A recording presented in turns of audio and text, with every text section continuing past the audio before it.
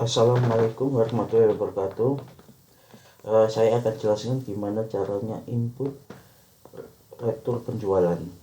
Uh, Retur ini sebenarnya retur penjualan itu sebenarnya adalah untuk menginput barang yang diretur oleh pembeli yang membeli barang ke kita, tapi kemungkinan biasanya kan ada tidak sesuai atau ada sebagainya rusak. Itu dikembalikan ke kita. Nah, biasanya saat ketika retur itu biasanya penjual atau kita sebagai penjual itu biasanya ada beberapa tindak lanjut yang dilakukan setelah barang itu diretur.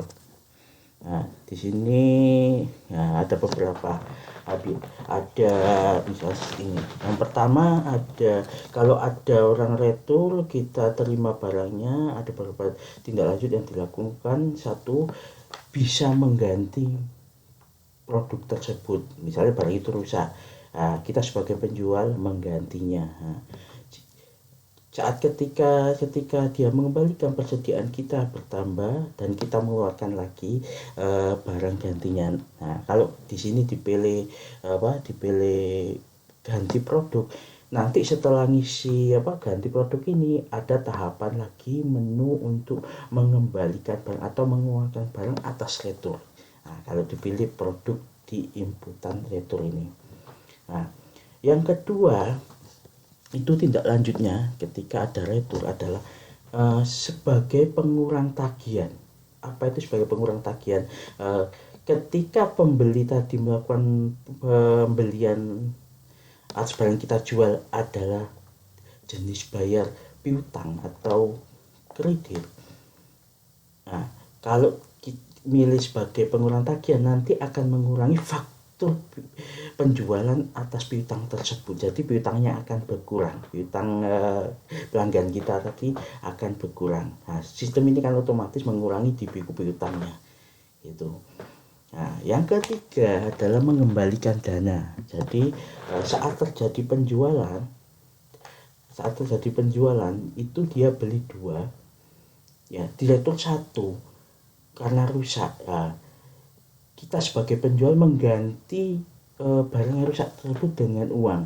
Nah, dengan catatan jika mengembalikan dengan dana atau uang, maka faktur tersebut tetap mengakui nominal totalnya adalah sebesar kuantiti jumlah barangnya tetap 2. Jadi hitung-hitungannya tetap dianggap sesuai dengan faktur nanti kalau dia berupa tagihan. Jadi jadi kita mengembalikan barangnya, dikembalikan 1, kita mengganti uang, jadi seolah-olah pengakuan fakturnya tetap yang saat terjadi penjualan, tidak ada pengurangan, tidak ada penambahan total penjualannya, karena barang tersebut kita ganti dengan uang. Nah, dengan pos pengembalian dana ini nanti otomatis secara sistem adalah dia akan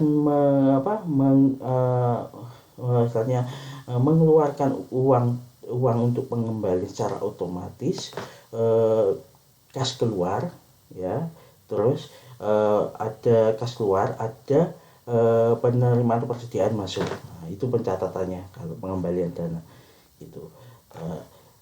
Kas mana yang keluar? Nah, untuk saat ini di sini di Ekopos ini kita default adalah pengembalian dana atas kas, jenis kas yang dipilih ketika penjualan. Misalnya kas kasir, berarti kas kasirnya yang harus mengeluarkan. Nah, gitu. Nah, itu yang tercatat secara otomatis di sistem Ekopos. Nah, kalau manual adalah setelah dia melakukan input retur hanya mengurangi menambah persediaan, bukan mengurangi, menambahkan barang yang dikembalikan. Persediaan kita akan bertambah kalau barang dikurangi, ya tindak lanjutnya kita serahkan pada operasional. Kalau misalnya ternyata kita mengembalikan uang, berarti ya yang bagian pegang uang di kas kasir harus nginput manual di buku kas, di aplikasi ini ada ini ya, pengeluaran ini ya, itu akan mengeluarkan uang, dia nginput manual mengeluarkan uang atas retur. Kalau pilihan tindak lanjutnya manual. Kalau pilihnya tiga ini yang di atas ini nanti proses pencatatan sudah otomatis gitu. Langsung aja kita coba ya. Gimana caranya input retur penjualan. Ntar kita langsung aja seperti biasa, sama kayak penjualan kemarin, kita main shortcut aja ya. Nah, kita ALTT, kode fakturnya sudah muncul secara otomatis. Enter, kita pilih nomor fakturnya. Kalau apal nomor fakturnya ada, tinggal diinput saja. Tapi kalau nggak apal, di main pencarian aja, kita enter aja. Nah, misal kita cari yang tanggal kemarin ini, defaultnya hari ini, row panah atas saja, atau row atas, row up. Nah, kita spasi, kita ubah ke tanggal kemarin. Kita enter. Nah, kita pilih transaksi faktur yang kemarin, misal yang atas saja ya. Oke, langsung ke keterangan. Gudang dan customer mengikuti faktur yang dipilih. Langsung ke keterangan, misalnya retur karena bisa gitu ya. Langsung enter aja. Sama kayak kemarin, bisa barcode, bisa pencarian kode di input, bisa pencarian, enter aja. Nah, yang tampil di sini adalah sesuai dengan yang dibeli. Nah, di sini adalah sesuai yang sesuai yang dijual di faktur penjualannya kemarin. Misalnya ini kan jual berapa ini? Ada 4 item. Nah, 4 item ini dengan stok ini adalah jumlah yang dibeli, yang dijual kemarin, yang itu. Nah, tinggal dipilih saja. Intinya data produknya sesuai dengan faktur, tinggal dipilih. Nah, di sini ada informasi jumlah jualnya 2, harga jual mengikuti harga ketika faktur, jumlahnya 2, sudah retur belum pernah. Nah, sekarang mau diretur berapa, misalnya 2. Kalau kita retur di atas jumlah ya ditolak. Nah, gitu. Kalau ya kita isikan 1 aja. Nah, diskonnya ngikuti diskon yang terjadi di penjualannya, karena untuk akuntansinya butuh nilai balik kalau ada retur.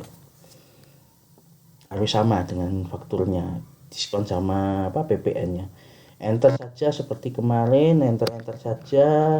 Ada lagi misalnya ini di retur juga, enter saja, sudah kita retur 2 kan gitu ya. 2 produk, satu ada 18 di 2 produk tersebut. Nah, sudah karena bawah saja, enter, nggak usah ini, enter. Di sini ada ada tadi yang saya jelaskan jenis tindak lanjutnya. Kalau ganti produk berarti nanti ada proses lagi mengembalikan produk kan gitu, karena diganti. Kalau sebagai pengurang tadi ya nanti ngurangi faktur tersebut yang di atas yang terpilih tadi, atau yang diretur. Kalau pengembalian dana ya mengembalikan uang. Nah, uangnya diganti, faktur penjualannya nominalnya dianggap tetap pengakuannya. Itu manual tidak melakukan apa. Nah, semua pencatatan ini otomatis menambah persediaan, bukan mengurangi ya, menambah persediaan karena barangnya adalah dikembalikan ke kita. Nah, kita langsung isi ganti produk saja, enter. Nah, langsung simpan LTS. Sudah selesai, hanya gitu. Kalau mau cetak faktur retur ya bisa dicetak. Nah, bisa dicetak seperti ini, cetak, tinggal cetak aja kalau mau dicetak seperti itu. Intinya adalah jika barang itu diretur, dicatat di sistem, barang persediaannya dianggap masuk, ada tindak lanjut, apakah ganti, apakah pengurangi tagihan fakturnya, faktur penjualannya, apakah pengembalian dana, apakah tidak melakukan apa-apa, dilakukan sesuai kondisi operasional, yaitu jika ada pengurangan tagihan atau kalau pengurangan tagihan dilakukan manual ya tinggal dilakukan pembayaran ada pilihannya nanti, pembayaran dari pembayaran piutang dari retur sejumlah ini ada nanti inputannya, itu dilakukan manual. Jadi aplikasi ini fleksibel, mau otomatis mau dilakukan sendiri tindak lanjutnya itu silakan. Nah, gitu silakan. Nah, kurang lebihnya seperti itu. Jika ada pertanyaan bisa disampaikan di komen di bawah, komentar ke bawah ya.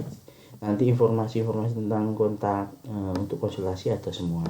Mau mencoba demo aplikasi ini juga ada linknya, bisa dicoba. Cukup sekian, terima kasih. Assalamualaikum warahmatullahi wabarakatuh.